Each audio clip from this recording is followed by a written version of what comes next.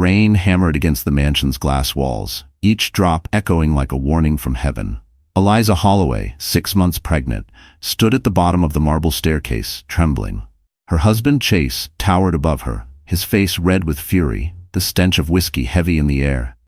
"You've ruined my life," he shouted, his voice slicing through the storm. She pressed a hand to her swollen belly, her voice shaking. "Please, Chase, stop yelling. You're scaring the baby." But Chase wasn't listening. He never really did. To the outside world, he was a polished millionaire, a real estate mogul adored by the press. Behind closed doors, he was something else entirely. Cruel, impatient, obsessed with control. Tonight, his temper had crossed the final line. Eliza had refused to sign papers giving him full control of their joint assets. He called it business. She called it betrayal. The argument turned brutal in seconds. He grabbed her arm, squeezing until she cried out. "You think you can leave me?" He spat, pushing her backward. Her foot slipped on the slick marble. The world tilted. For a heartbeat, silence, then the sickening thud of her body hitting the stairs. Her cry was drowned by thunder. A pool of blood spread beneath her, dark and growing. Chase froze, eyes wide, not from guilt, but fear. No, you can't die on me," he muttered, shaking her shoulder. Her lips moved, a whisper barely audible. "Our baby." Then her eyes closed. He stood there for a moment, breathing hard. Then something inside him snapped into cold calculation. He wiped his hands, straightened his shirt, and called his driver. "There was an accident," he said flatly. "Clean this up before the press finds out." Not once did he look back at his wife, lying motionless on the cold marble. When the ambulance arrived, Chase was gone. The paramedics found Eliza barely alive, pulse faint. One of them whispered, "If we don't get her to the hospital now, she'll lose both lives." They rushed her into the stormy night, sirens screaming through the city. At the hospital, the doctor's voice broke the silence. "We saved her, but the baby didn't make it." Eliza's heart shattered in that sterile room. Her entire body shook, not from pain, but from the realization that the man she loved had killed everything she held dear. And somewhere across the ocean, in a secluded estate in Switzerland, a phone rang in the middle of the night. An old man's trembling hand answered it. The voice on the other end whispered the words that would awaken a sleeping storm. "Sir, it's about your daughter." Bold cliffhanger. That was the night the world learned what happens when a monster hurts the wrong woman's child.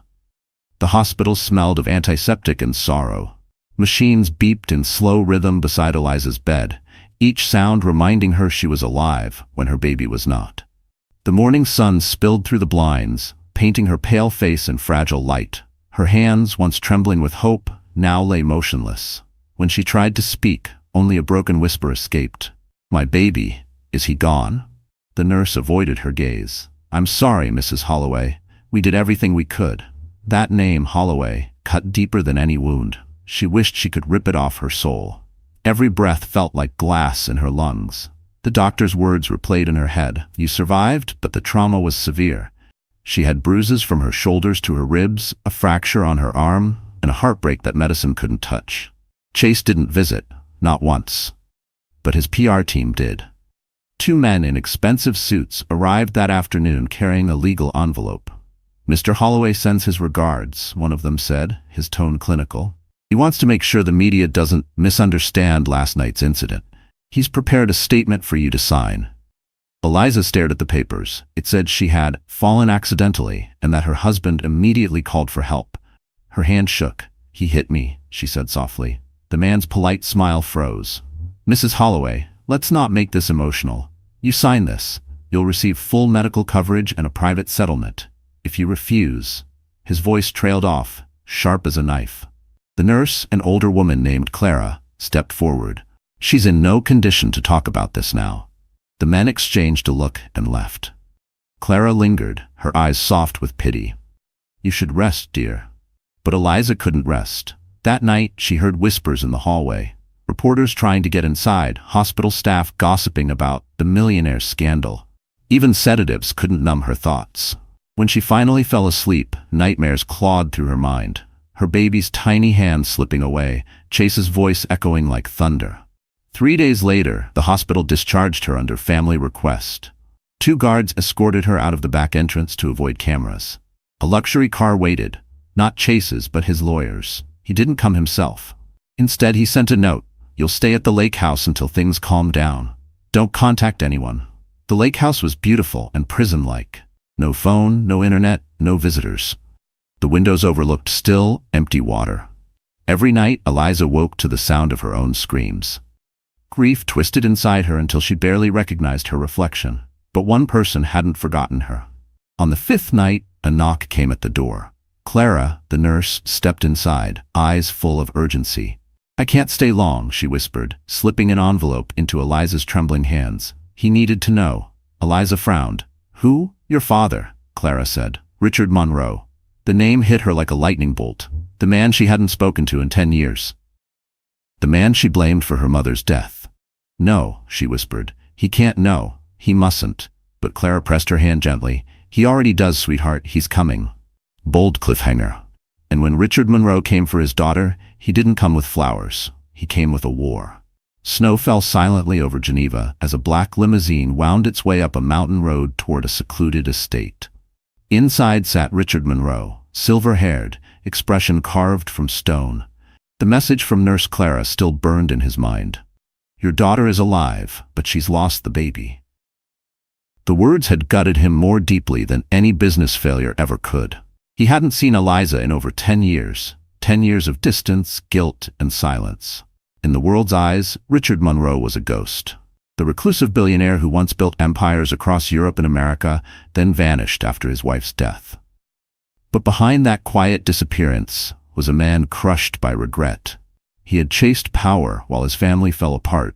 When his wife Laura took their daughter and disappeared, he told himself it was for the best. But hearing that Eliza had been beaten nearly to death shattered whatever peace he had left. The car pulled through the wrought iron gates of his mansion. His assistant, a calm woman named Evelyn, waited by the door. Sir, the investigation team has gathered everything you asked for, she said softly.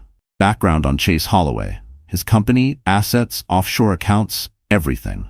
Richard nodded slowly. Good. And the girl? She's at the Holloway Lake House. He's keeping her isolated. No phone, no press contact. For the first time in years, his composure cracked. He's imprisoning her, he murmured, anger flickering beneath his calm. He turned toward the fireplace, staring into the flames. When I was her age, I thought power could protect the people I loved. I was wrong. This time, power will destroy the man who hurt her. Across the ocean, at that very moment, Chase Holloway sat in his penthouse giving a TV interview. He played the grieving husband, spinning lies about a tragic accident. The audience ate it up. My wife has been through so much, he said solemnly, pretending to wipe away a tear. All I want is her recovery. Cameras flashed, headlines blazed with sympathy. But the next morning, his assistant handed him a folder. Sir, a new investor just bought 11% of Holloway Developments. Chase smirked. Good, we need strong partners. The assistant hesitated. It's Monroe Holdings, sir. The name froze Chase mid-laugh. He leaned forward. Monroe as in Richard Monroe? Yes, sir. The billionaire. He's expanding his portfolio. Chase's eyes darkened. Find out everything about him. Meanwhile, back at the lake house, Eliza sat by the window watching snow fall into the still water. For days she'd refused food, refused to speak. Her body was healing, but her soul felt hollow. Then a small knock broke the silence. She opened the door and gasped. Evelyn stood there, calm but firm. Miss Monroe, she said softly, using the name Eliza hadn't heard in a decade. Your father sent me. He wants you home. Tears filled Eliza's eyes. I don't have a home, she whispered. Evelyn's gaze softened. You will, and the man who did this to you, he'll wish he never touched you. That night, a private jet waited at the nearby airstrip. As the engines roared to life, Eliza looked out the window, the lake shrinking beneath her. She wasn't ready for revenge, not yet. But somewhere deep inside, something began to stir. A spark of the Monroe blood she'd tried to deny. Bold cliffhanger. And when she finally stood beside her father again, the world would soon learn. No empire is strong enough to survive a father's wrath. The private jet landed in Boston under the veil of dawn.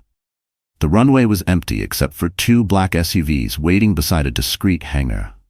Richard Monroe stepped out first, his tailored coat whipping in the wind. His eyes were sharp, scanning every corner like a man returning to a battlefield he swore he'd never revisit. Behind him, Eliza followed slowly, frail, pale, a shadow of the girl he once knew. For a moment they stood there, neither able to speak. Years of silence, regret, and distance hung between them, heavier than the winter fog. Richard finally took a step forward. "Eliza," he said softly. His voice cracked on her name. She flinched slightly, not out of fear, but pain. "You shouldn't have come," she whispered, her voice barely audible. He swallowed hard. "And leave you there? With that animal? I've already made that mistake once. I won't do it again." They drove to a secluded Monroe property on the outskirts of the city, a mansion hidden behind acres of frozen woods. It was quiet, peaceful, almost sacred. Inside, the warmth of the fire contrasted with the icy air of tension. Evelyn helped Eliza settle in, but she sat stiffly on the couch, her hands gripping the cup of tea like it was her last anchor to reality. Richard watched her from across the room. "You're safe now?" he said gently. She shook her head. "Safe? He'll find me. He always finds me. You don't understand, Dad. Chase doesn't forgive. He destroys." Richard's jaw tightened.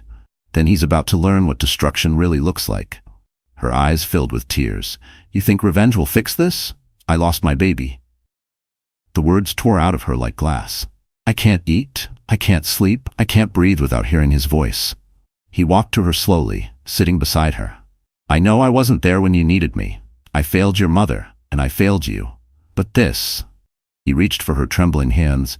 "This is my chance to make it right." Eliza looked at him through tears. "You don't even know who he is." "Oh, I know," Richard said quietly. "I've read every file, every transaction, every lie. I know he's laundering money through shell companies. I know he bribed officials. And I know he made you sign those fake accident papers." Her lips parted in shock. "How? How did you get all that?" He smiled faintly.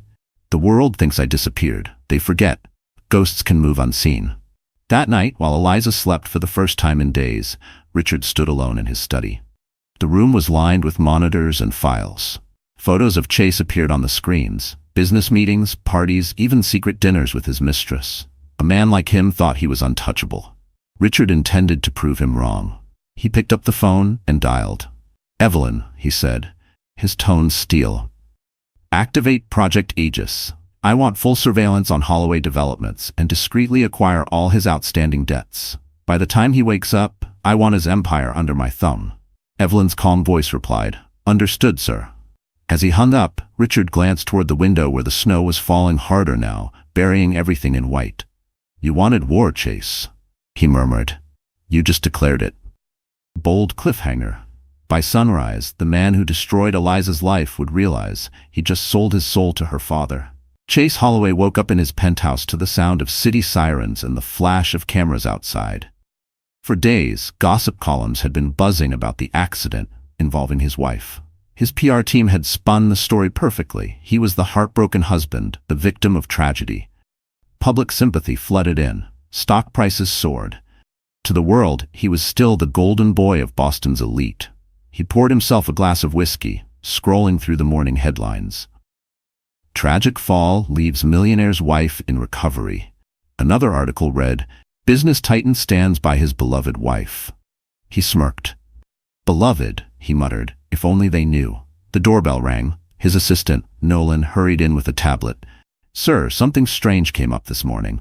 A private fund just purchased 30% of your company's outstanding shares under the name Aegis Capital." Chase frowned. "Never heard of them. Who's behind it?"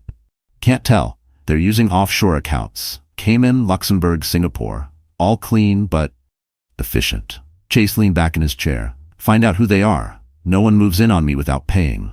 But even as he spoke, his phone buzzed. A message from an unknown number appeared. "Nice empire. Shame how fragile it is." Attached was a photo, his mistress, Vanessa, leaving his penthouse at midnight, followed by another image of a suitcase filled with cash. Chase's blood ran cold. Someone was watching him. He looked up sharply. "Who leaked this?" Nolan hesitated. "We don't know, sir. But if this gets out—" Chase slammed his fist on the desk. "It won't. Handle it." Meanwhile, across town, Richard Monroe sat in his study, watching the same images appear on his monitor. His network of investigators worked with surgical precision. Every scandal, every secret, exposed piece by piece. "Let him sweat," Richard murmured. "Fear will make him careless." At that same moment, Eliza sat by the fireplace in her father's mansion, wrapped in a blanket. Evelyn joined her quietly. "You should eat something," she said gently. Eliza stared into the flames. "He's probably on television right now, pretending to mourn me." Evelyn hesitated, then handed her a tablet. "You should see this." On the screen played a clip from a live news broadcast. Chase, standing before cameras, somber and composed. "My wife is recovering in a private facility. I love her dearly, and I ask for privacy in this difficult time." Eliza's lip trembled. "He killed my baby." Evelyn placed a steady hand on her shoulder. "Then let the world see who he really is. You don't need to scream to destroy a man like him. You just need the truth." That night, while Chase entertained investors at a luxury bar, one of his contacts pulled him aside. "You're in trouble, Holloway," the man whispered. "Someone's buying out your debts. Someone powerful. The name Monroe keeps coming up." Chase froze. "Monroe? As in Richard Monroe?" The man nodded. "The same. Word is he's back, and he's coming for blood." Chase laughed nervously, though his pulse spiked. "That old fossil? He's been dead to business for a decade." The man shrugged. "Maybe, but if I were you, I'd start praying." Chase turned toward the city skyline, his reflection warped in the glass. For the first time in years, fear crept into his bones. Somewhere out there, an unseen enemy was tightening a noose, and he didn't even know why. Bold cliffhanger. He didn't know it yet, but every empire he built was already collapsing, one silent signature at a time. Eliza awoke in the middle of the night, drenched in sweat. The mansion was silent except for the faint crackle of the fire downstairs. Every time she closed her eyes, she saw the same nightmare. Her baby's tiny hand slipping away, Chase's furious face above her, and the sound of her own scream echoing down the marble stairs. She pressed a shaking hand to her stomach, whispering through tears, "I'm sorry. I couldn't save you."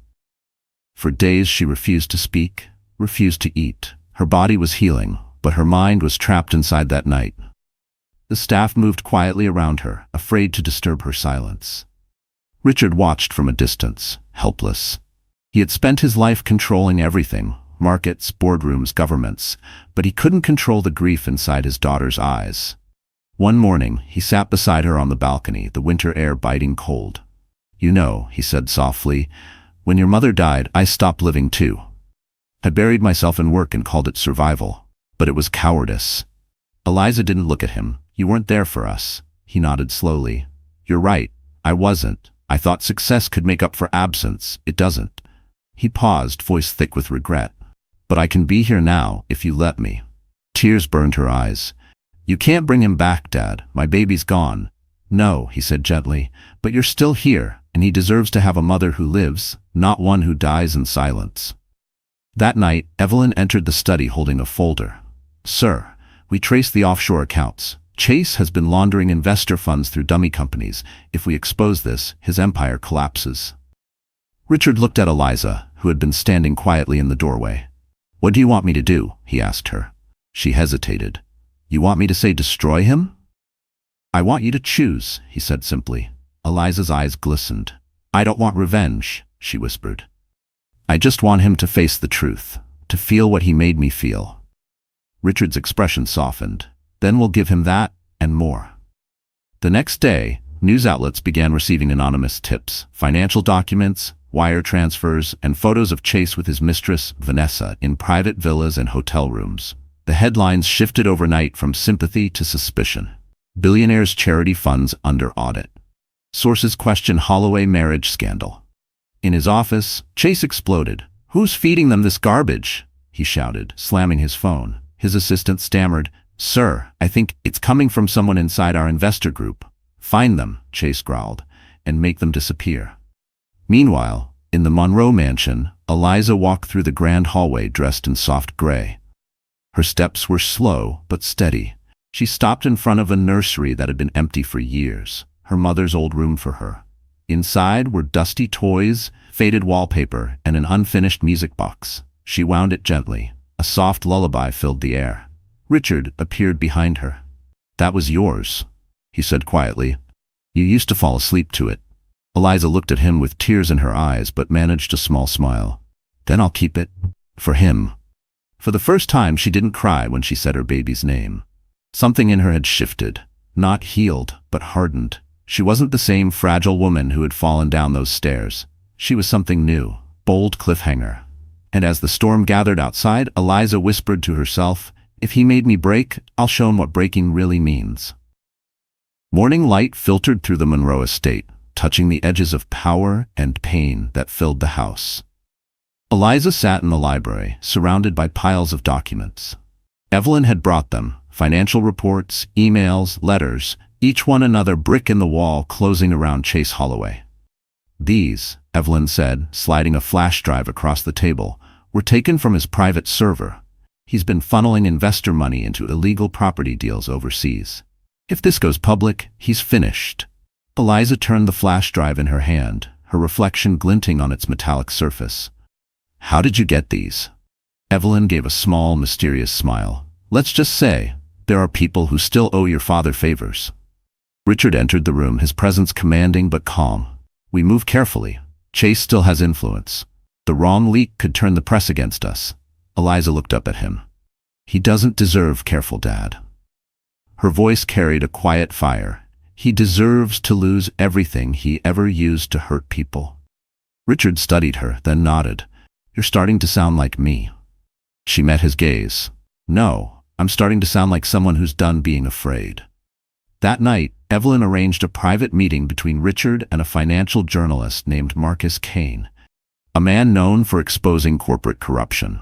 They met at a dimly lit restaurant in downtown Boston, one where deals and betrayals were often traded over fine wine. Richard arrived first, discreet and composed.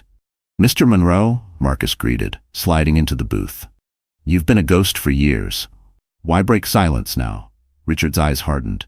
"Because a man who calls himself a leader beat my daughter until she lost her child. And I intend to make him answer for it." Marcus raised an eyebrow. "You're asking me to start a war?" Richard leaned forward. "No, I'm giving you the truth. What you do with it, that's up to you." He placed a sealed envelope on the table. Inside were the documents, proof of Chase's embezzlement, photos with government officials, even wire transfers signed in his name. Marcus hesitated. "This could destroy him." "That's the point," Richard replied, "but publish only after I tell you. There's one more piece missing." The next morning, Eliza walked into the study holding her phone. "You said you had everything," she said to Evelyn. "But there's something you don't know." She opened a video file. It was grainy, but the sound was unmistakable. Chase's voice, shouting, the thud of impact, and her own scream. The timestamp showed the night she lost her baby. Evelyn gasped softly. "Where did you?" "It was on our home security system," Eliza whispered. "He thought he deleted it, but the backup uploaded to the cloud automatically." Richard froze. For a long moment, no one spoke. Then he said, "Eliza, this is the evidence we needed. This will end him completely." She stared at the screen, trembling but resolute. "No, Dad, it's not just evidence, it's my voice, my pain, and I'll be the one to show the world." Richard's expression softened, pride and sorrow blending in his eyes. "Then we'll do it your way." That evening, under the silver light of the moon, Eliza stood by the window, watching the snow fall again. But this time she didn't feel cold. She felt power humming quietly beneath her grief, a strength born from survival. Bold cliffhanger. Tomorrow the world would hear her scream, not as a victim, but as the beginning of Chase Holloway's end. It was the night Boston society gathered for the annual Crescent Foundation Gala, a glittering event filled with diamond smiles, champagne flutes, and whispered scandals. Cameras flashed as limousines pulled up in front of the Grand Hotel ballroom. Inside, Chase Holloway stood among his circle of power brokers, every inch the polished millionaire he pretended to be. He laughed, shook hands, and pretended not to notice the growing rumors swirling around him.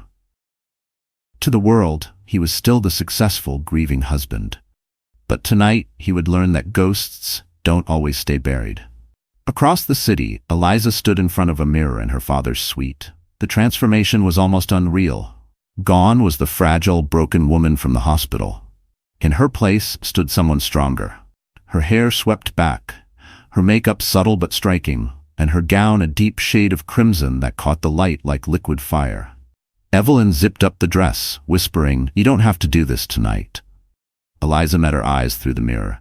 "Yes, I do. He took everything from me. Tonight I take back my name." Richard entered quietly. For a moment, he simply looked at her, pride and sorrow etched into his features. "You remind me of your mother," he said softly. She had that same fire when she walked into a room. Eliza smiled faintly. Then let's finish what he started. The black car arrived at the gala entrance just as the orchestra began playing. Heads turned as the red-dressed woman stepped out, her diamond earrings catching the light. A murmur rippled through the crowd. Is that Eliza Holloway? I thought she was dead, she finished with a calm smile as she passed them, her heels clicking on marble. Across the room, Chase froze mid-conversation. For a second, his mask cracked. His face went pale. Impossible, he whispered. Vanessa, his mistress, touched his arm nervously. What's wrong? But Chase didn't answer. His eyes were locked on the figure moving toward him with slow, deliberate grace. Every camera in the ballroom turned as Eliza stopped just a few feet away. Hello, Chase, she said, her voice steady, almost gentle. He stammered. Eliza, how you… Oh, relax, she interrupted. I'm not here to haunt you. I'm here to thank you. The crowd went silent. Chase forced a smile for the photographers. My wife, my ex-wife, has been through so much. I'm glad she's recovered. Eliza leaned in, her whisper icy. Recovered? You'll wish I hadn't. Then she turned toward the cameras, her expression soft but confident. I just wanted to share how grateful I am to the Crescent Foundation for supporting women recovering from domestic violence. Sometimes survival is the most powerful revenge. Gasps rippled through the audience. Reporters' phones lit up like wildfire. Chase's smile faltered. His hand trembled slightly as he raised his glass, trying to laugh it off. But across the room, Richard watched with cold satisfaction as the whispers turned into headlines in real time. Vanessa tugged at Chase's arm. People are staring, let's go. But before they could move, a journalist approached, microphone ready. Mr. Holloway, any comment on the accusations of abuse? Chase's world began to tilt. Accusations? He barked, but his voice cracked. Cameras flashed. Eliza met his eyes one last time, then turned away, the crowd parting for her like waves.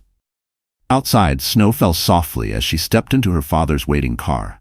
Her pulse was steady, her heart lighter than it had been in months. Bold cliffhanger. Inside the gala, Chase's phone buzzed. A video message had gone viral. His own voice, her scream, the truth. And it had only just begun. The next morning, Boston woke up to chaos. The video had exploded across every platform, millions of views overnight. It was grainy, but unmistakable. Chase Holloway's voice echoed through speakers around the world. You think you can leave me? Then the sound of a slap, a thud, and Eliza's terrified scream. News anchors called it the most shocking domestic scandal of the decade. Social media was a storm of outrage. Sponsors pulled their contracts, investors panicked. And in the Holloway penthouse, the man who once ruled Boston's skyline watched his empire crumble in real time. Chase hurled his phone across the room. It shattered against the wall. Who leaked it? He bellowed. Vanessa stood trembling near the window, pale as snow. Chase, I don't know. Maybe the security company. Don't lie to me, he roared, grabbing her wrist. She cried out, pulling away. You're hurting me. That stopped him cold. For a split second, he saw himself reflected in her fear and realized he had become everything he once swore he wasn't. But the moment passed. He let go, his voice dropping to a deadly calm. Get out. Chase, please. I said get out, he shouted, and Vanessa fled, sobbing, down the hall. Across town, at the Monroe estate, Eliza sat with her father, watching the news. The anchor's voice was steady but sharp. Sources confirm the video was authenticated by digital forensics. Authorities are reopening the investigation into the Holloway domestic abuse case. Eliza's hands shook as she turned to Richard. It's out. Everyone knows. Richard nodded slowly. Now the law will do what I couldn't. Evelyn entered the room with a calm smile. The board of Holloway Developments has called an emergency meeting. Most of his partners are abandoning him. Some are even filing lawsuits. Eliza leaned back in her chair, exhaling for what felt like the first time in years. It's over, she whispered. But Richard's eyes remained sharp. No, sweetheart, it's only over when you walk into that courtroom and take back your voice. Meanwhile, Chase's lawyer tried to spin the story. At a press conference, he claimed the video was fabricated, a digital deepfake, but reporters weren't buying it. The internet was ruthless. Every frame of the video had been analyzed by experts. Every audio pattern matched Chase's voice exactly. By nightfall, the police had arrived at his penthouse with a warrant for questioning. Paparazzi swarmed as he was escorted into a waiting car. Cameras flashed like lightning. For the first time in his life, Chase looked small, just another man brought down by his own arrogance. Inside the interrogation room, his lawyer whispered, "Don't speak without me." But Chase wasn't listening. His mind kept replaying Eliza's face at the gala, calm and unafraid. He slammed his fists on the table. "She did this to me," he shouted. The detective across from him replied coolly, "No, Mr. Holloway, you did this to yourself." That same night, Eliza walked out into the snowy garden of her father's mansion. The wind was sharp, but she didn't feel it. She looked up at the stars, whispering softly, "It's done, little one. He can't hurt us anymore." Richard stepped outside beside her. "You did what few people have the strength to do, Eliza. You faced your monster in the light." She turned to him, tears glimmering but no longer weak. "Then maybe it's time to start living again." Bold cliffhanger. But just as peace seemed near, Evelyn rushed out with breaking news. Chase Holloway had vanished from police custody. The news hit like an earthquake. Chase Holloway escapes police custody. By sunrise, the story had flooded every channel. Reporters shouted over each other outside police headquarters, trying to explain how one of the most notorious men in the country had simply disappeared. Inside the Monroe estate, tension hung heavy in the air. Eliza gripped her phone so tightly her knuckles turned white. "How could he just vanish?" she whispered. Evelyn stood by the window, scanning every update on her tablet. The transfer car was hijacked. No one saw who did it.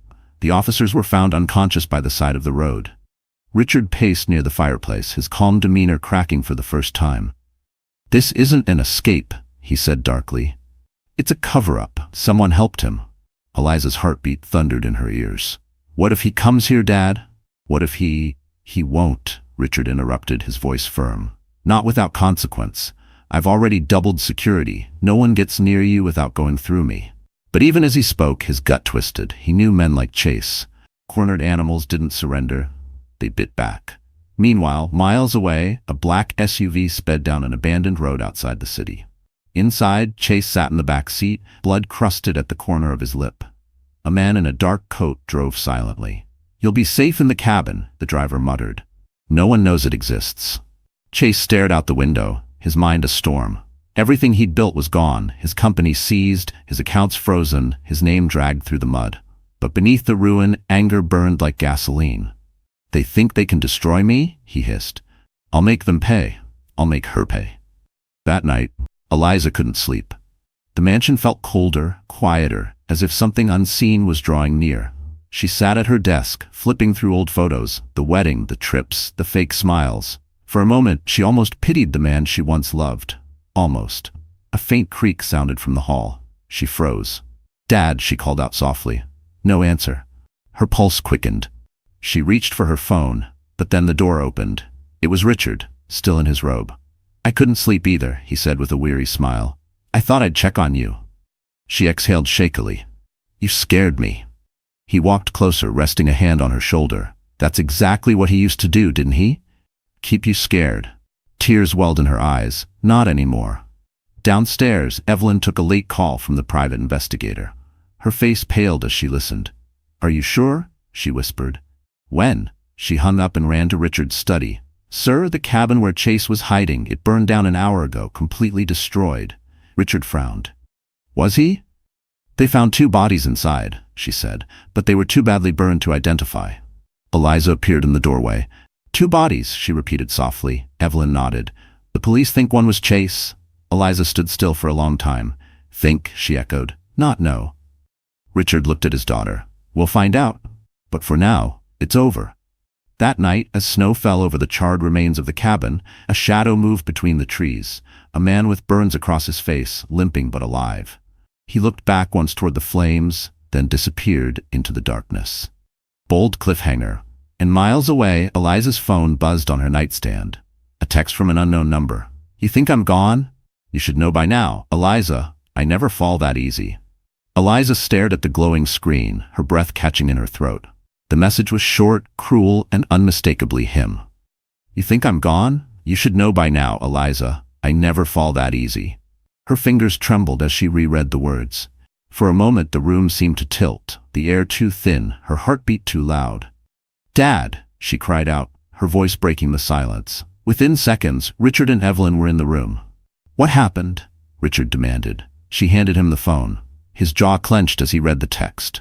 "How old is this number?" Evelyn asked quickly. "It just came through," Eliza whispered. "Less than a minute ago." Richard's voice turned cold, professional, the voice of a man who'd once controlled entire markets with a sentence. "Trace it," he ordered. Evelyn was already on her tablet, fingers flying.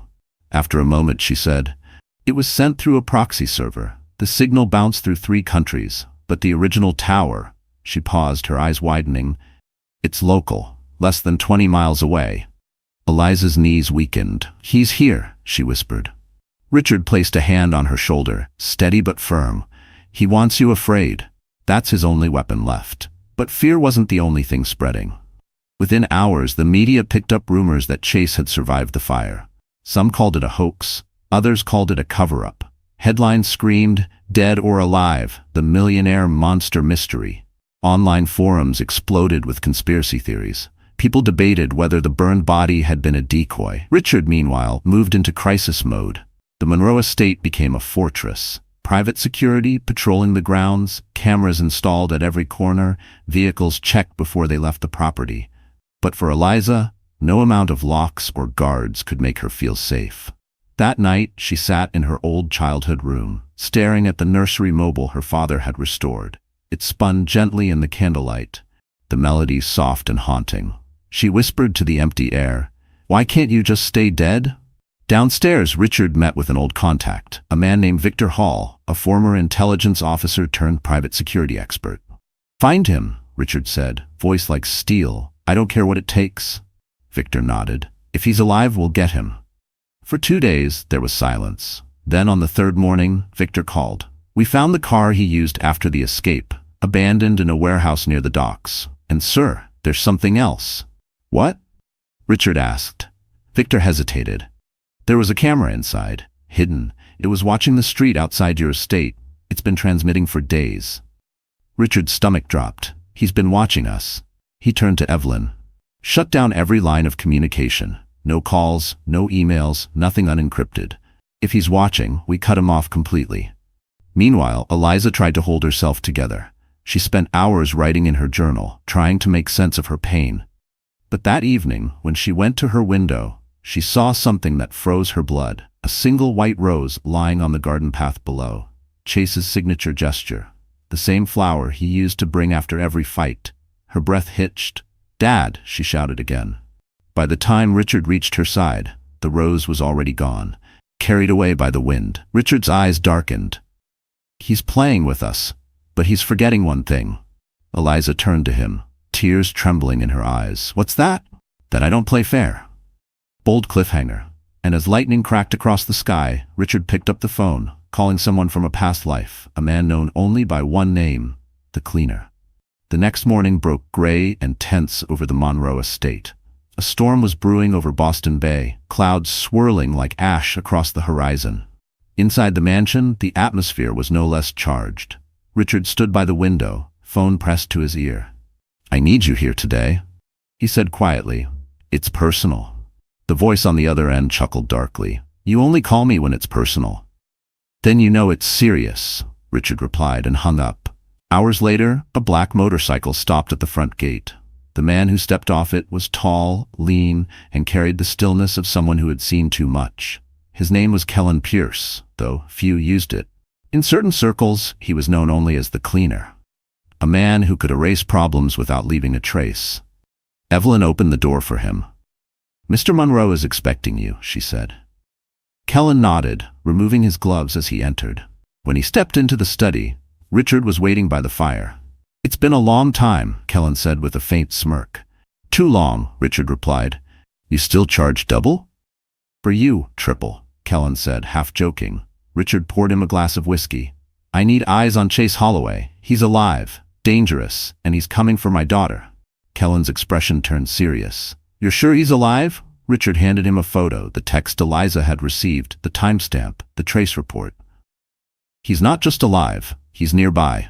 Kellen studied the photo for a moment, then nodded. "All right, give me 48 hours. As he left, Eliza was coming down the stairs. Their eyes met briefly. "Who is he?" she asked. Richard hesitated. "Someone who specializes in cleaning up messes no one else can handle." Eliza frowned. "What kind of mess, Dad?" He looked at her gravely. "The kind that bleeds."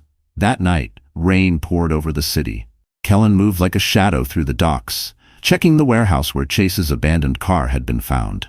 Inside, everything smelled of smoke and salt. He crouched near the floor, running his fingers over a patch of soot. Then he saw it, a footprint, fresh, leading toward a broken side door. Outside, a boat engine hummed softly in the darkness. Kellen raised his binoculars. A figure stood on the deck of a small yacht, face partially hidden under a hood. Even from a distance, Kellen recognized him. Chase Holloway.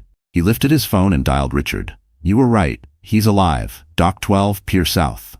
"Don't engage," Richard ordered. "Just confirm and report back." But before Kellen could reply, headlights flared behind him. A black SUV screeched to a stop and two armed men jumped out. Bullets tore through the night. Kellen dove behind a stack of crates, returning fire. The yacht engine roared to life, speeding into the fog. "Kellen?" Richard's voice crackled through the phone. "Report." Kellen ducked behind cover, breathing hard. "He's got protection. Military precision. Whoever's backing him, they're not amateurs." Back at the mansion, Eliza heard the exchange over the speakerphone. Her stomach turned cold. "He's not just hiding," she said softly. "He's planning something." Richard's face darkened. "Then we'll be ready." Kellen's voice came through again. "You'd better move fast. If Holloway's not running, it means he's hunting." As the line went dead, thunder rolled across the city. Eliza stood frozen, staring into the storm outside the window. Bold cliffhanger. And somewhere beyond the waves, on a boat cutting through the fog, Chase Holloway whispered into a satellite phone. "She took my empire. Now I'll take her father." The storm had passed, but tension clung to the air like humidity before lightning.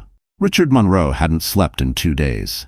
Every security camera, every motion sensor in the estate flickered across the monitors in his study. He could feel it. Chase Holloway was close. Too close. Evelyn entered quietly with coffee. Kellen's last report came in. He tracked one of Holloway's men buying weapons on the black market. "They're building something." Richard's eyes narrowed. "Building what?" "A plan," Evelyn said simply. Upstairs, Eliza tried to keep herself busy. She painted in the sunroom, a habit her mother had taught her when she was a child. But no matter how bright the colors, her brush always ended up painting shadows. When she looked down at her hands, she realized they were trembling. The piece she'd tried to rebuild was unraveling. Her phone buzzed. Unknown number again. Her heart skipped a beat. She opened it slowly, expecting another threat. But it wasn't a message, it was a video. She pressed play. The image was blurry at first, then sharpened. A camera pointed at her father's car outside the estate gate. A man's voice, Chase's voice, spoke from behind the lens. "Tick-tock, Eliza. Every empire falls eventually. You can't hide behind your daddy forever." The video ended with a single frame, a white rose taped to the car's windshield. Her body went cold. "Dad," she screamed, running down the hall. Richard appeared instantly, Kellen right behind him. She handed him the phone, her voice shaking. "He's watching us again." Kellen examined the footage. "It's new, less than an hour old." Richard's jaw tightened. "He's escalating. He wants us scared before he moves." But Kellen wasn't convinced. "No, this isn't intimidation, it's strategy. He's testing your security." Evelyn, who had been silent until now, spoke up. "We can't keep waiting for him to strike. We hit first." Richard looked at her. "What are you suggesting?" "Bait," she said simply. "Use what he wants most, Eliza. Make him come to us." Eliza's eyes widened. "You want to use me as bait?" "It's dangerous," Richard warned. "I don't care," Eliza said, her voice steady. "I'm done hiding. I survived him once, I'll survive him again." Richard saw the fire in her eyes and reluctantly nodded. "If we do this, we do it my way. Controlled. Safe." That night, the plan was set. A decoy event, a charity fundraiser in the city under Eliza's name. Invitations went out publicly, a clear lure for anyone watching. Security teams filled the building discreetly. Kellen positioned himself on the rooftop across the street, earpiece in place. As guests arrived, cameras flashed. Eliza stood poised in a navy gown, smiling for the crowd, though her heart pounded beneath the fabric. Richard watched from the control room, eyes fixed on every monitor. Then, in the middle of the event, one camera feed flickered, just for a second. Then another. then 3. "Kellen?" Richard barked through the radio. "I see it," Kellen replied. "He's here." On the mezzanine above, a man in a waiter's uniform slipped through the shadows, moving toward Eliza. He stopped 5 feet away, a tray trembling slightly in his hand. Their eyes met, and for the briefest moment she thought she recognized him. Then he smiled. A cruel, familiar smile. "Eliza," he whispered, setting down the tray. "Did you miss me?" The guards moved instantly, but Chase was faster. He shoved the tray into one of them, drawing a knife from his sleeve. Panic erupted. Guests screamed. Kellen sprinted from the rooftop, shouting into his comm, "He's got her! Move now!" Bold cliffhanger. And as chaos engulfed the ballroom, Chase's voice cut through the screams. "You took my child, Eliza. Now I'll take everything you love." The ballroom had erupted into chaos. Screams echoed off marble walls as guests scrambled for cover. Wine glasses shattered, chandeliers swung violently above, and Chase Holloway stood in the center of it all, knife gleaming in his hand, eyes wild with rage.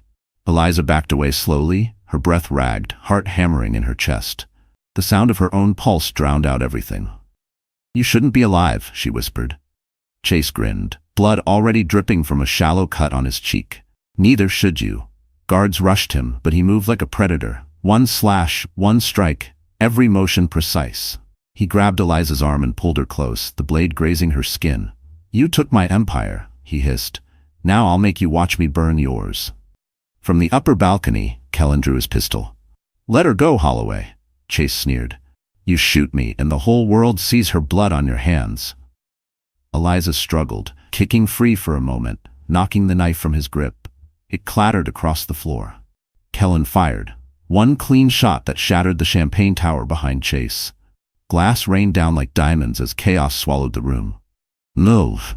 Richard's voice barked through the comms. His men swarmed in, forcing the guests toward the exits. Evelyn appeared from the side corridor, shouting, "This way!" But Chase wasn't finished. He lunged toward Eliza again, grabbing a shard of glass. "You think this ends tonight?" he growled. "It never ends, Eliza."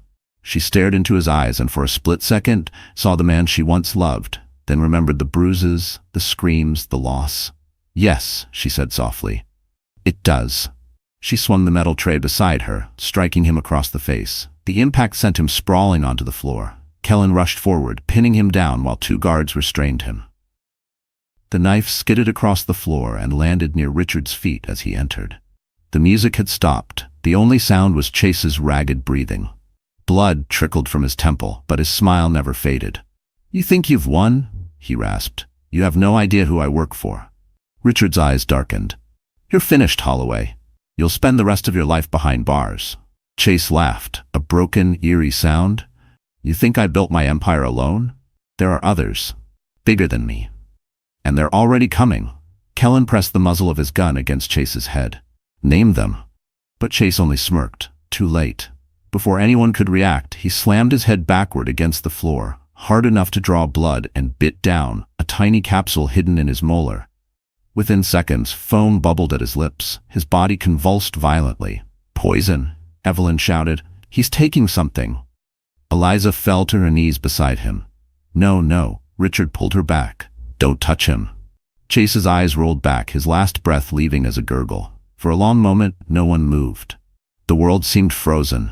Then, slowly, the life drained from his face. Eliza stared down at the man who had destroyed her life, who had taken her child, and for the first time, she felt nothing. No hatred, no satisfaction, just silence. The police arrived minutes later, the ballroom still covered in glass and blood. Reporters swarmed outside. Kellen looked at Richard grimly. "It's over."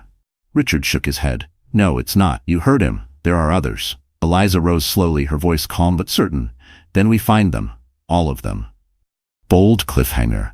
And as Chase's lifeless body was carried away, a phone buzzed in his pocket, an encrypted message flashing one line. Phase 2, Target Monroe. The ballroom was still soaked in chaos, hours after Chase Holloway's death. Police sirens wailed outside as reporters screamed for statements, flashes of cameras cutting through the night like lightning. Inside, Eliza sat wrapped in a blanket, staring at the floor. She should have felt relief. But instead, she felt a deep, unshakable dread. Evelyn handed Richard a phone, sealed in a clear evidence bag. It was in Holloway's pocket, she said quietly. There's a message that came in after he died. Richard frowned. The screen flickered with encrypted text. Only one sentence glowed red across the display. Phase 2, Target Monroe. Kellen leaned closer. That means there's a second operation. Someone else is pulling the strings. Richard's expression hardened. Then we smoke them out before they make a move. Outside, police lights painted the snow red and blue. The detective in charge, a sharp-eyed woman named Detective Rivera, approached Richard. Mr. Monroe, we need your official statement. Holloway's death looks self-inflicted, but that message. It means we're dealing with something bigger, Richard cut in. Handle your investigation. We'll handle ours. Rivera frowned. This isn't a private war, Mr. Monroe. Richard's voice was low, dangerous. It became one the moment he laid a hand on my daughter. She studied him for a moment before sighing. Fine. But be careful. Men like him don't die alone. They take others down with them. Back at the estate, tension returned like a shadow that refused to leave. The team analyzed every piece of Holloway's digital trail. Evelyn sat at the main console, decoding files from his encrypted server. There's something here, she murmured. A list of offshore accounts, shell companies, most of them dead ends. But look at this name. She zoomed in. Eliza read it aloud. Vanguard Solutions? Kellen's head snapped up. That's not a company. It's a private security network. Ex-military, high clearance, dirty contracts. If they're involved, we've got a problem. Richard's jaw tightened. How deep? Kellen exhaled. Deep enough to disappear governments. For a moment, silence filled the room. Then Richard straightened. We bring the fight to them. Evelyn, track any movement connected to Vanguard. Kellen, get me names. Eliza, still sitting by the fire, spoke softly. Dad? Maybe we should stop. Chase is dead. Isn't that enough? Richard turned to her, his expression filled with something between love and fury. Enough? He tried to kill you, Eliza, and now someone else wants to finish what he started. She met his gaze, tears threatening to fall. But if you keep fighting them, you'll become what he was, a man who only knows how to destroy. For a moment, her words broke through the steel in his eyes. I'm doing this to protect you, he said quietly. I don't want revenge anymore, she whispered. I just want peace. Before Richard could answer, alarms blared through the mansion. Red lights flashed across the monitors. Evelyn's fingers flew across the keyboard. Motion sensors triggered. Eastgate perimeter. Kellen grabbed his gun. They've found us. Security feeds showed black SUVs approaching through the forest road. Armed men dressed in tactical gear poured out, moving with military precision. Richard turned to his daughter. Get her to the panic room, now. Kellen pulled Eliza by the arm. Go.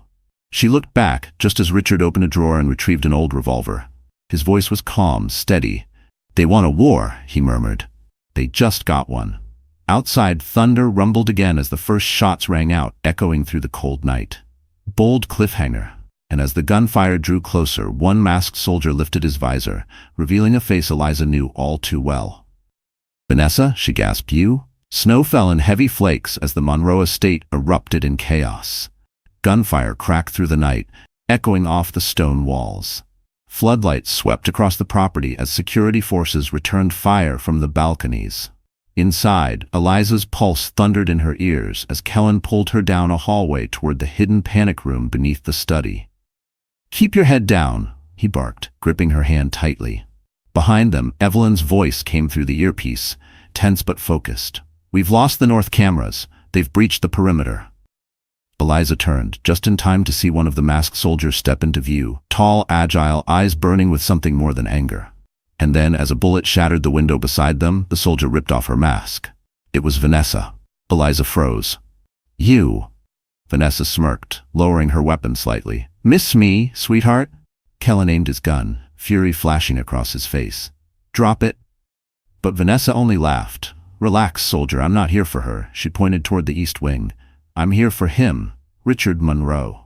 Eliza's breath caught. You're working with Vanguard? Vanessa's eyes gleamed. Oh, darling, I'm not working with them. I am them. Kellen moved closer, his voice sharp.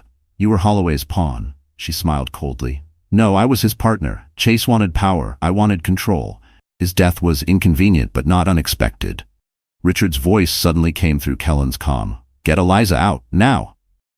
But before they could move, Vanessa pulled the trigger. The bullet struck the wall inches from Eliza's head. "No one leaves until I get what I came for," she hissed. Richard burst into the corridor, revolver in hand. "Looking for me?" he said coolly. Vanessa turned slowly, her grin widening. "There you are, old man, the legend himself." "I don't deal with traitors," Richard said. "You should," she replied. "Because one of them built your empire. Vanguard didn't just appear, Richard. You created us." His expression didn't change, but Eliza saw it, the flicker of guilt. Vanessa took a step forward. 20 years ago, your company funded private operations overseas. Vanguard was your shadow. When you walked away, we didn't die, we evolved, and now we own everything you left behind. Richard's jaw tightened.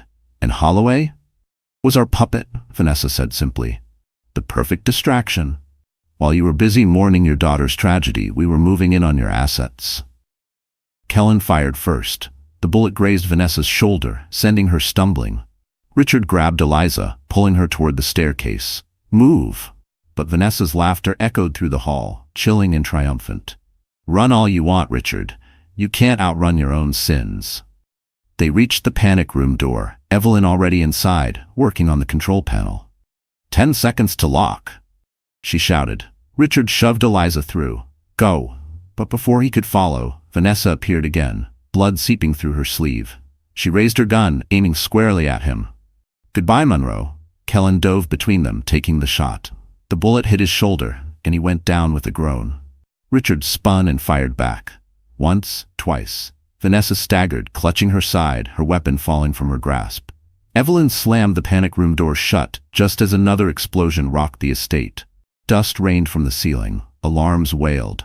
Eliza knelt beside Kellen, pressing her hand to his wound. "Stay with me." He grimaced through the pain. "You're stronger than you think." Outside, through the shattered windows, Vanessa's voice rang out faintly over the smoke and chaos. "You can't hide forever, Eliza. Your father's past belongs to me now." Bold cliffhanger. And as the flames spread through the estate, Evelyn whispered the words that made Eliza's blood run cold. "She's right. Vanguard was your father's creation." The panic room door sealed with a heavy metallic thud. The world above them burned. Smoke drifted through the air vents, and the rumble of distant gunfire shook the floor. Eliza crouched beside Kellen, her hands stained with his blood. "You're losing too much," she whispered, pressing harder on his wound. Kellen gritted his teeth. "I've had worse." He tried to smile, but his face was pale. Evelyn worked frantically at the control console, pulling up surveillance feeds. "The main floor's gone," she muttered. "Half the security team's down. Vanessa's regrouping outside with Vanguard forces. We've got maybe 15 minutes before they breach again." Eliza turned to her father. "Tell me what she meant, Dad. About Vanguard. About you." Richard stood in the center of the room, silent, the glow of emergency lights casting deep shadows across his face. "Now's not the time," he said quietly. "Yes, it is," Eliza's voice cracked. "You've been hiding things since this started. You knew about her. You knew about all of it." He met her gaze, eyes filled with the kind of pain that only comes from decades of guilt. "When I built Monroe Global, we were expanding into defense contracts. Vanguard was supposed to be a small private arm, just intelligence work, security detail, nothing more. But power breeds monsters. They became something darker. When your mother found out, she begged me to shut it down. I didn't, and that decision destroyed everything." Eliza shook her head, tears slipping down her cheeks. "So this entire nightmare is because of you?" Richard's jaw tightened. "Yes, because of me." Kellen coughed weakly. "We can argue about blame later. Right now, we need a way out." Evelyn turned from the screens. "We can't escape by road. They've blocked every route. But there's a maintenance tunnel beneath the east wing. It leads to the old train line." Richard nodded. "Good. We'll move in 5 minutes." Eliza stood, still trembling. "And then what? Run for the rest of our lives?" He stepped closer, placing his hand gently on her shoulder. "No, we end it. This doesn't stop until Vanguard is gone." Kellen forced himself upright, blood still seeping through his shirt. "You'll need evidence, real proof they exist." Evelyn nodded. "There's a master server at Vanguard headquarters. Every contract, every operation, every name is archived there." "Where?" Richard demanded. "New York," she said. "Lower Manhattan, under the guise of a tech firm called VTech Global." Eliza took a shaky breath. "Then that's where we go." Before anyone could respond, the monitors flickered. Vanessa appeared on the screen, bloodied but smirking. "You can't hide forever, Richard. You built this kingdom of lies, and now I'm taking the throne. Enjoy your little hole in the ground while it lasts." The feed cut to black. A timer flashed on the corner of the screen. Evelyn's voice dropped. She set charges in the foundation. The whole estate's rigged to blow. Richard grabbed Eliza's hand. "Move." They helped Kellen to his feet and fled through the narrow escape tunnel as the timer ticked down. The air was thick with dust and heat, the sound of crumbling stone echoing behind them. Eliza glanced back once, seeing the home that had been both her prison and her sanctuary engulfed in flames. Her father's empire, his guilt, reduced to ash. When they finally emerged into the freezing night, the explosion hit. The ground trembled. Fire lit the sky. Eliza turned to her father, voice trembling. "She won't stop, will she?" Richard stared into the inferno, his expression unreadable. "No," he said quietly, "because she's still playing my game." Bold cliffhanger. And as the smoke rose behind them, a message pinged on Evelyn's tablet, a live GPS signal from New York. Vanessa was already waiting. The skyline of New York City glimmered like a field of broken glass as the black SUV sped through the night. Inside, tension filled the air. Richard sat in the front seat, silent, his eyes fixed on the horizon. Beside him, Evelyn scrolled through encrypted files on her tablet, tracking the faint GPS signal that pulsed on the screen, Vanessa's trail. In the back seat, Eliza sat next to Kellen, who was pale but conscious. His arm was in a makeshift sling, his jaw tight with pain. "You shouldn't have come," she said softly. He gave her a weak grin. "And missed the grand finale?" "Not a chance." She almost smiled. Almost. But then her gaze fell on the distant skyline, and the weight of what lay ahead sank in. This was it. The end of her father's empire. The end of the nightmare. Or both. Evelyn's voice cut through the silence. "We've confirmed the signal. Vanessa's at VTech Global. She's not hiding anymore." Richard's eyes hardened. "Then she wants us to come." Kellen nodded. "A trap. Guaranteed." "Let her think it's working," Richard said. "This time, she underestimates the wrong people." They parked several blocks away from the towering glass structure that served as VTech Global's headquarters. It was nearly midnight, but the lights were still on, humming with artificial life. The company's logo, a sharp V inside a circle, glowed like a beacon above the entrance. From the shadows, Eliza studied the building. "How do we get in?" Evelyn pulled a small device from her coat pocket. "Through the service tunnel. I used to handle Monroe Global's tech partnerships. Some habits die hard." Kellen smirked. "And here I thought I was the criminal." They entered through a maintenance hatch beneath the loading dock. The tunnel was narrow, lined with cables and humming machinery. Every step echoed like a heartbeat. Richard led the way, flashlight cutting through the dark. "Once we reach the main server room, we copy everything. Names, accounts, operations. Once it's out in the open, Vanguard dies." But when they reached the lower corridor, something felt wrong. Too quiet. Too clean. Kellen held up his hand. "Wait." He crouched near the wall, spotting a thin wire across the floor. Trip sensor. They knew we'd come. Evelyn's face went pale. "They're watching." Before anyone could move, lights blazed overhead, speakers crackled. Then Vanessa's voice filled the air, smooth and venomous. "Welcome home, Richard. You brought the family. How touching." Richard looked up toward the ceiling cameras. "End this, Vanessa. You've lost." Her laughter echoed through the hallway. "Lost? You're standing in my server room. You're in the heart of Vanguard. Every file, every secret, it all belongs to me now, including you." Doors slammed shut behind them, locking into place with heavy bolts. Eliza's pulse raced. "She's trapping us in." Vanessa appeared on a large monitor at the end of the hall, her face half lit, eyes cold. "You destroyed my partner, my empire, my future, so I took something of yours. Guess what?" Evelyn's tablet buzzed. A live feed opened, camera footage of a small private jet, engines roaring to life on a nearby runway. The pilot's face turned toward the camera. Richard froze. "That's your driver," Vanessa said sweetly. "And on that plane are your company's last surviving records. Everything you've built, every asset about to vanish." Richard clenched his fists. "You won't get away with this." Vanessa smiled. "Oh, I already have." Suddenly the monitors flickered, and Evelyn gasped. "She's overriding the building's security grid. She's going to blow the data vault."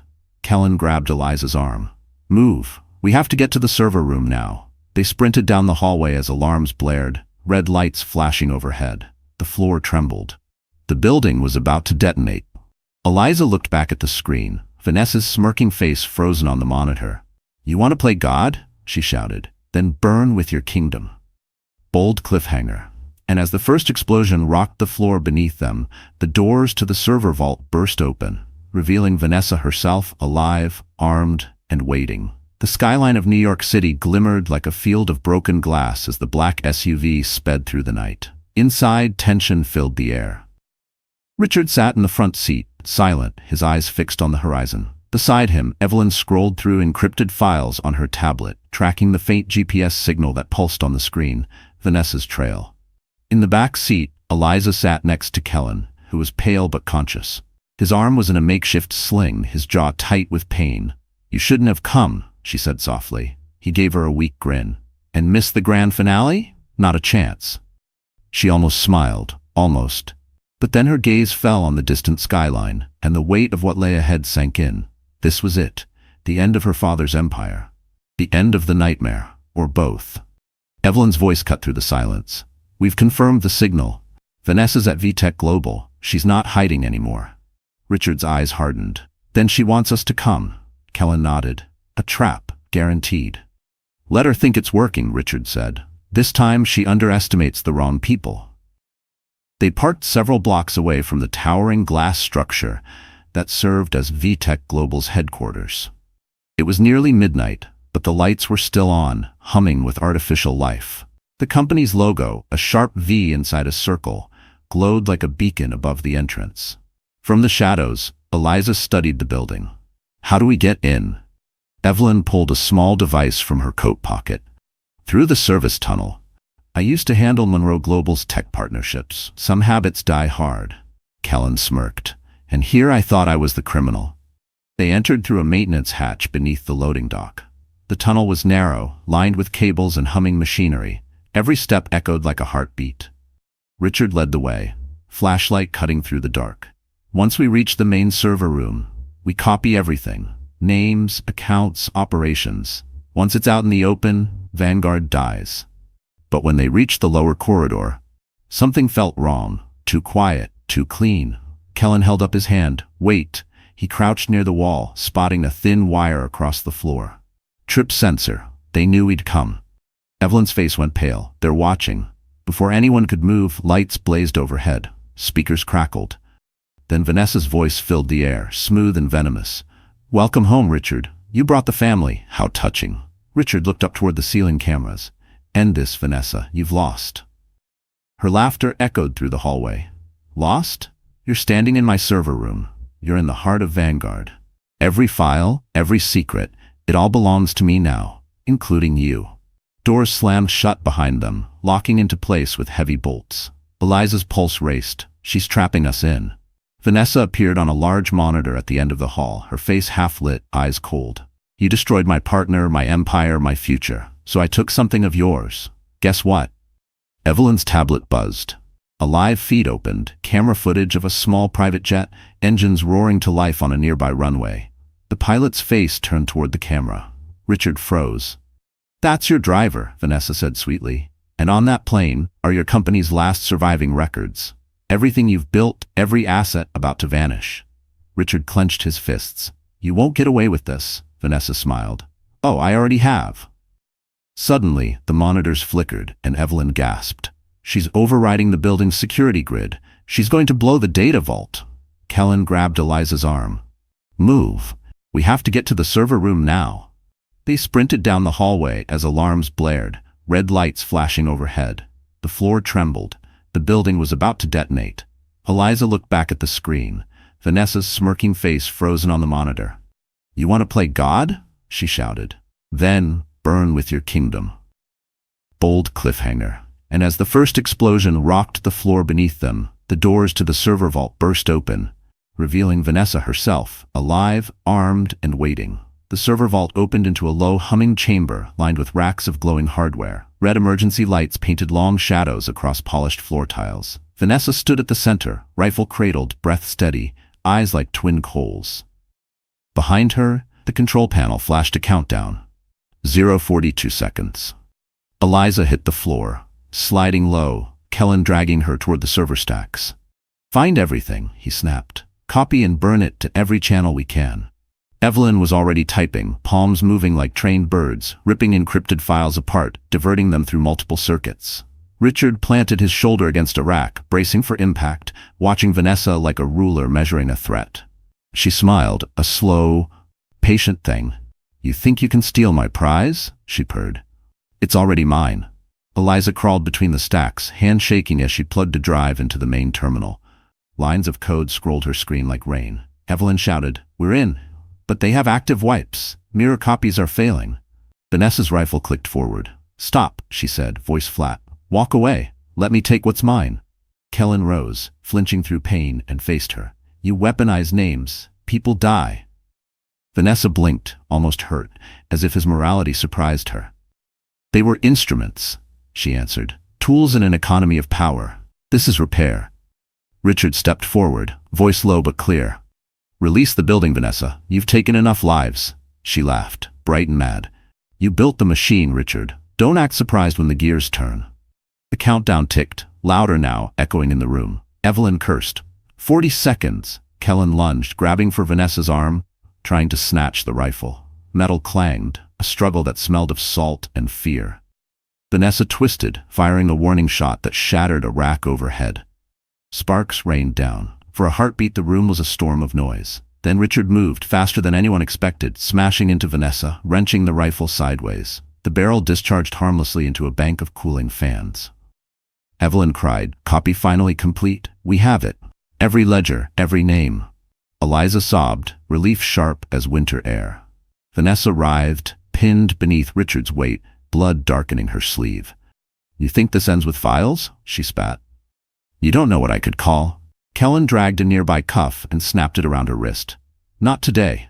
Sirens wailed near. Through the broken glass, the skyline glowed as dawn threatened. The servers hummed, their secrets now public, pushed out to feeds and inboxes across the world. Vanessa glowered, exhausted and furious. "You exposed me," she hissed. "Good. I wanted to be seen." Richard held her gaze without mercy. "You will be judged." Her laughter broke ragged. "Maybe, or maybe you will be." The police burst in, tactical teams sweeping the room.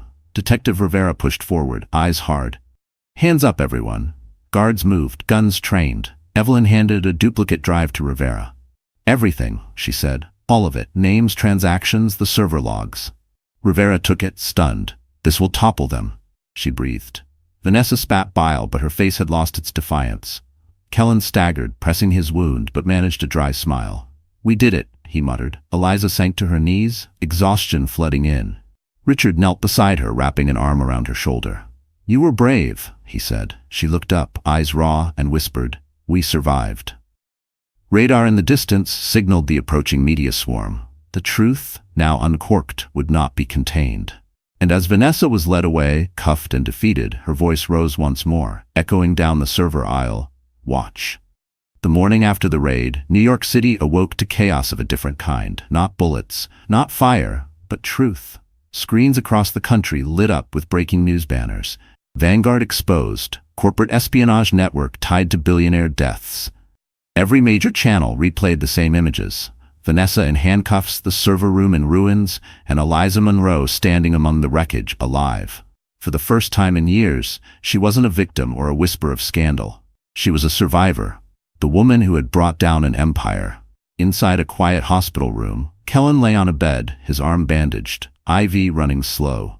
When Eliza entered, his smile was weak but real. "You look better without the smoke and bullets," he teased. She chuckled softly. "You look worse without your gun." He laughed, then winced in pain. "I'll take that as a compliment." They sat in silence for a moment, the air between them filled with exhaustion and relief. Finally he said, "You did it, you finished what he started." Eliza looked out the window at the city skyline. "No," she said quietly, "I ended what they started. My father, my husband, Vanessa. They all built their power on secrets. I'm done living in them." Down the hall, reporters waited outside a press conference room where Richard Monroe was preparing to speak. Evelyn adjusted his tie, whispering, "Are you sure about this?" Richard nodded. "For the first time in my life, yes." He stepped up to the podium as cameras flashed. His voice, usually commanding, was softer now, remorseful. For years, I built a legacy on control. I told myself it was for my family, for my daughter.